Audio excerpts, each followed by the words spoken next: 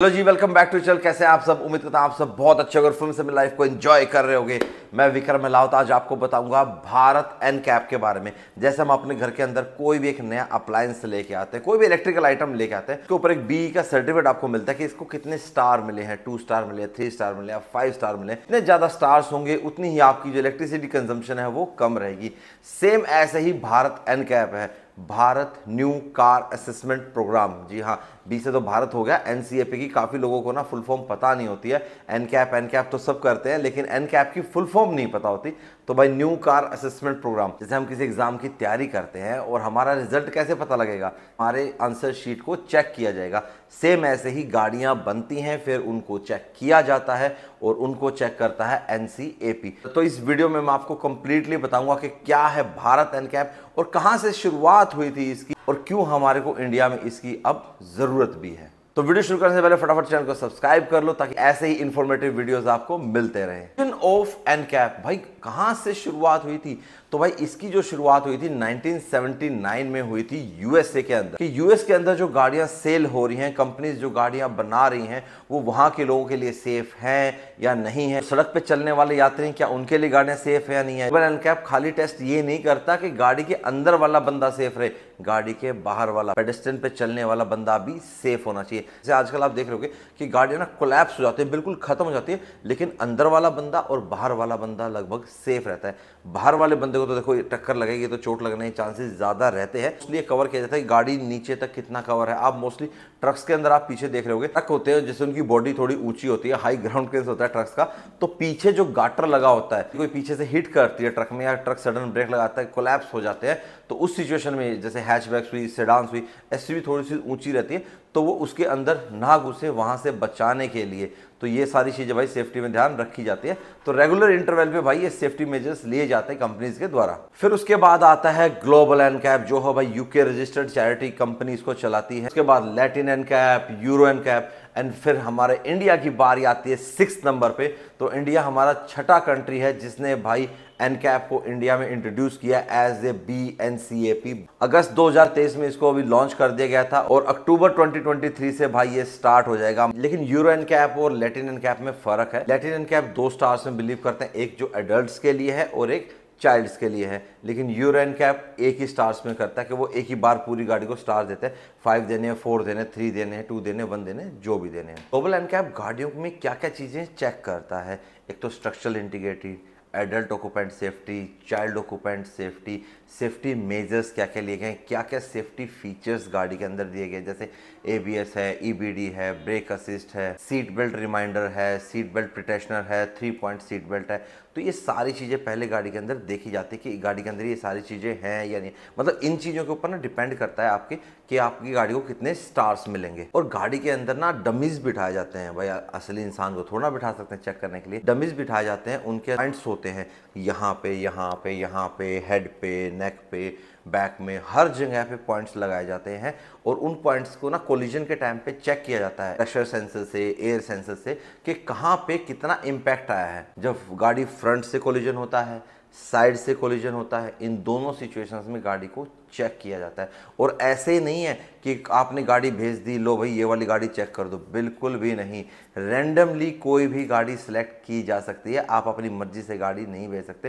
क्या पता आपने उस गाड़ी में कुछ अलग कर रखा हो भाई, बाकी गाड़ियों में ना हो वो चीज़ें। और ये सारी चीज़ें कंप्लीट करने के बाद एक कंप्लीट गाड़ी आपको दे दी, उसके अंदर आपने डमीज बिठा दिए, सारे सेंसर्स वगैरह लगा दिए, फिर गाड़ी को 64 किलोमीटर पर आवर या 40 माइल्स पर आवर की स्पीड पे भगाया जाता है और फिर उसको फ्रंट इम्पैक्ट और साइड इम्पैक्ट दिया जाता है। उससे पता लगता है कि गाड़ी में आपकी क्या रेटिंग्स आई हैं। 5 स्टार किस गाड़ी को मिलते हैं? जो ओवरऑल गुड परफॉर्मेंस देती है सेफ्टी में, स्ट्रक्चर में, एक्सीडेंट होते टाइम जो गाड़ी के अंदर एडल्ट्स बैठे हैं उनकी सेफ्टी में और जो गाड़ी के रियर में बैठे हैं उनकी सेफ्टी में। 16.1 होते हैं, 12.1 होते हैं, 14.1 होते हैं, बहुत सारे पॉइंट होते हैं भाई, छोटे छोटे पॉइंट्स होते हैं, हर पॉइंट पे चेक किया जाता है, तब जाके गाड़ी को भाई 5 स्टार रेटिंग मिलती है। फिर आता है 4 स्टार। 1 स्टार कब घटता है भाई? ओवरऑल उसको एक अच्छी प्रोटेक्शन मिल गई, बस उतने में काम चल जाता है।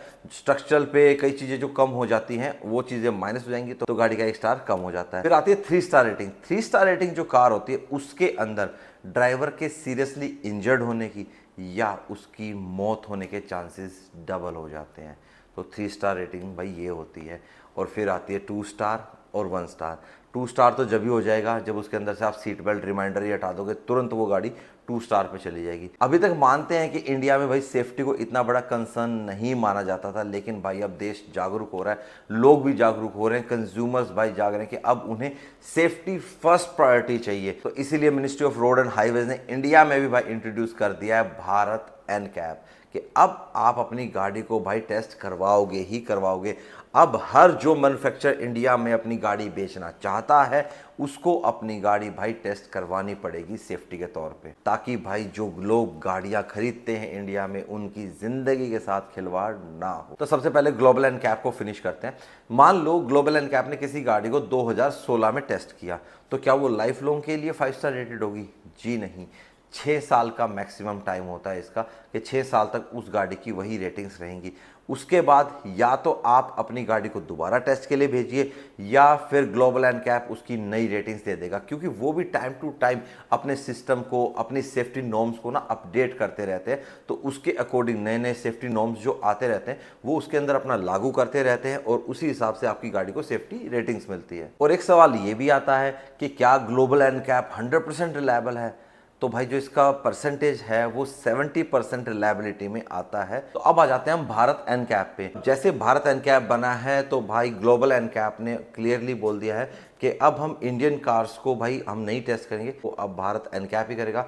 जो उन्होंने अपनी एक मुहिम चला रखी थी safer cars for India, Indian cars global NCAP में जाती थी भाई उनकी सेफ्टी रेटिंग्स के लिए। तो अब भाई भारत एनकैप ही हमारी इंडिया में सेल होने वाली कार्स को टेस्ट करेगा।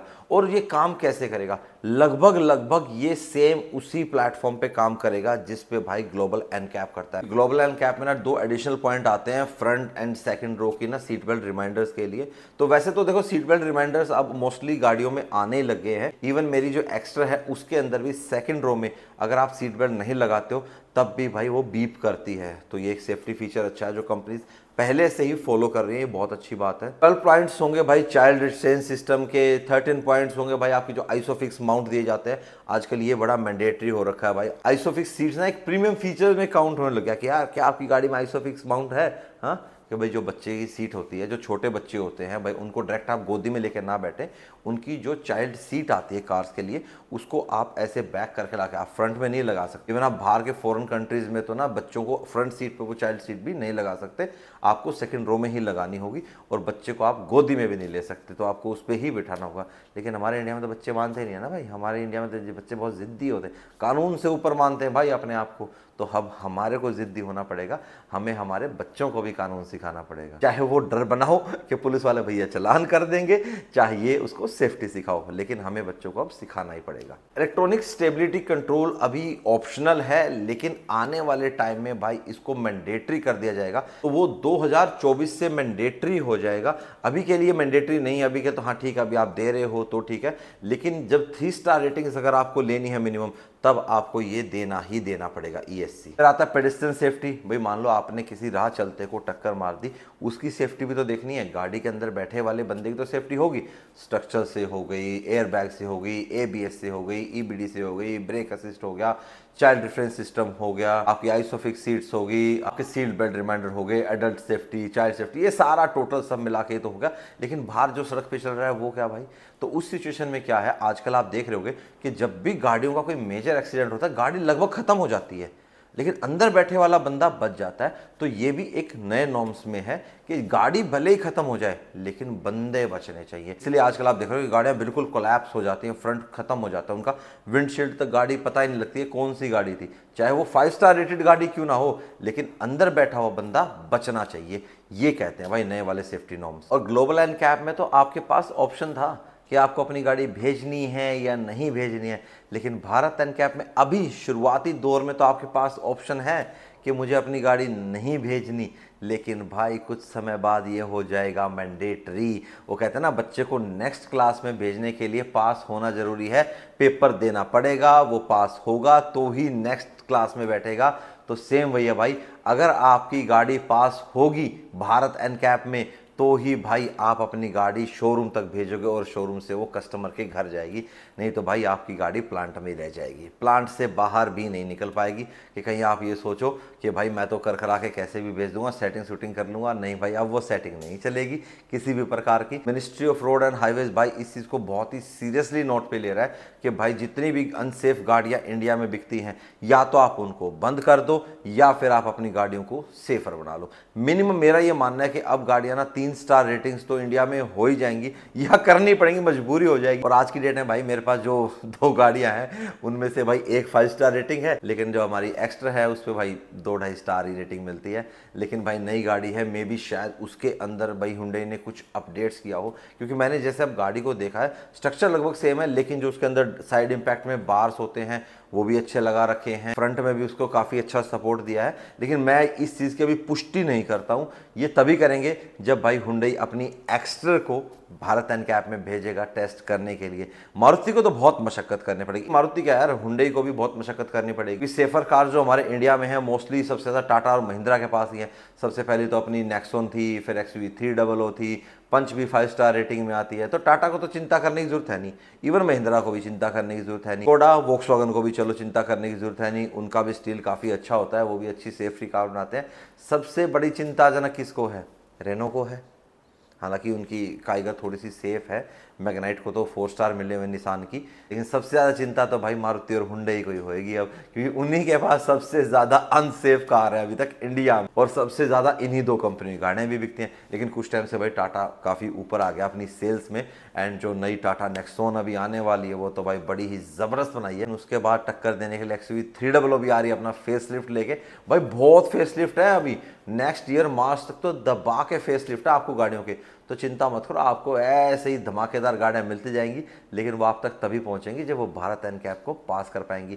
शुरुआती दौर है, अभी तो निकल जाएंगी। अभी जिसके पास अपना स्टॉक पड़ा है भाई निकाल सकता है, बेच सकता है, लेकिन फटाफट अपने नए स्टॉक में भाई तब्दीली कर लो। स्ट्रक्चर में, सेफ्टी में, हर चीज़ में जो चीज़ मैंने आपको बताई कि भाई इसके अंदर ये चीज़ें हो जानी चाहिए, तभी आपको बढ़िया से स्टार मिलेंगे। भारतीय नागरिक को अब समझ में आ गया कि सेफ्टी भी भाई एक कंसर्न है। पहले भाई हम जब गाड़ियां लेते थे तो होता था कि हाँ इंजन रिलायबल होना चाहिए, गियर बॉक्स अच्छा होना चाहिए, फिर फीचर्स पे बात आ गई, गाड़ी चलाने में मज़ा नहीं आया तो गाड़ी लेना क्या फ़ायदा। इवन पंच के साथ भी ऐसा होता है कि ना पंच का जो AMT है ना उसमें चलाने में मज़ा नहीं आता, थोड़ा सा उसमें वो जो लैगिनेस ना ज़्यादा है। कहीं ना कहीं एक मेन कारण ये भी था मेरा, वैसे तो मैंने एक अलग वीडियो बता रखा है आपका कि मैंने क्यों पंच छोड़ी थी, एक्स्ट्रा क्यों ली थी। चलाने का थोड़ा सा था मेरे को, और मेरे को सिटी में लगभग करनी थी। और सेफ्टी की बात करें तो माना 2.5 स्टार, लेकिन 6 एयरबैग्स भी मिलते हैं भाई अपने को अपने एक्स्ट्रा में, तो ये कारण तो अलग चीज़ है। जैसे टाटा अपनी सेफ्टी पे ध्यान दे रहा है, मैं कहूँगा थोड़ा सा ट्रांसमिशन के ऊपर भी टाटा को ध्यान देना चाहिए, फिर तो भाई मार्केट को दबा के कैप्चर कर लेगा। तो बातें करते करते देखो हम कहां से कहां चले गए। बस वही है भाई, गाड़ियों के टॉपिक पे तो हम कितना भी आपको ज्ञान दे सकते हैं। बाकी आपके ग्लोबल एनकैप, भारत एनकैप को लेके सारे डाउट्स क्लियर हो गए होंगे। वीडियो अच्छा लगा हो तो लाइक करना, चैनल पर नया तो डू सब्सक्राइब द चैनल। मिलेगा आपसे नेक्स्ट वीडियो में। Till bye, take care and live the life to fullest. Bye bye.